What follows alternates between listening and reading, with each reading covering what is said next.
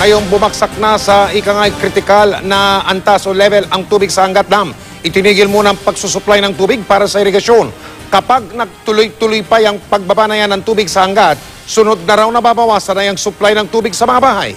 Mula sa lalawigan ng Bulacan, nakatutok live si Julius Segovia. Julius. Mike, habang patindi ng patindi ang init, pababa rin naman ang pababa ang water elevation sa Angat Dam. Katunayan, sa pinakahuling tala kaninang alas 4 ng hapon, pumalo na ito sa 179.64 meters.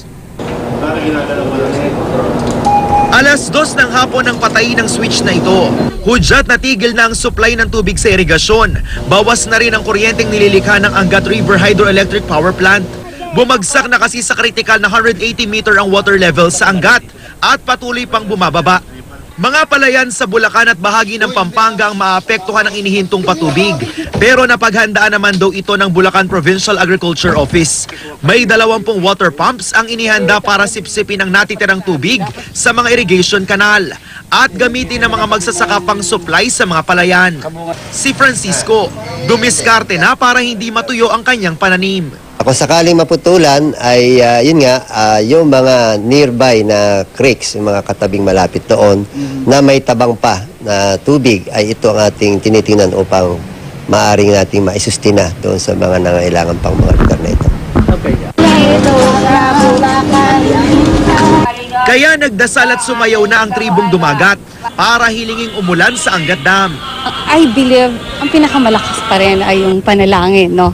So ito yung mga bagay na bagamat mayroon tayong mga ginagawa na kaparaanan katulad ng nakaschedule na cloud seeding, pero kailangan pa rin, it should be coupled with prayers.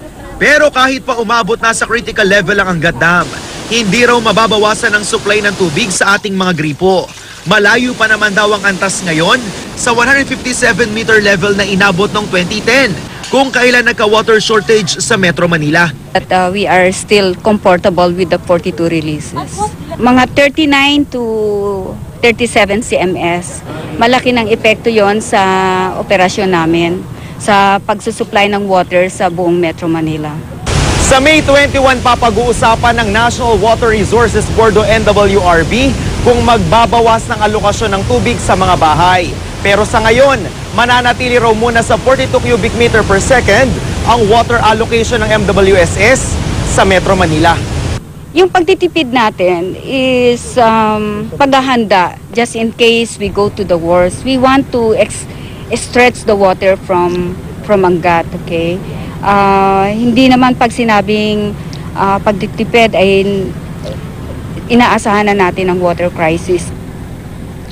Mike, kung hindi raw uulan, posibleng bumaba pa sa 170 meters ang water elevation sa Angat Dam at sinasabi nga na ito daw ay sa loob ng 29 days mula ngayong araw. Kaya naman hindi nagkukulang ang ating mga otoridad sa paalala na magtipid sa konsumo ng tubig at tuloy na rin daw bukas ang cloud seeding operation. Mike? Maraming salamat, Julius Segovia.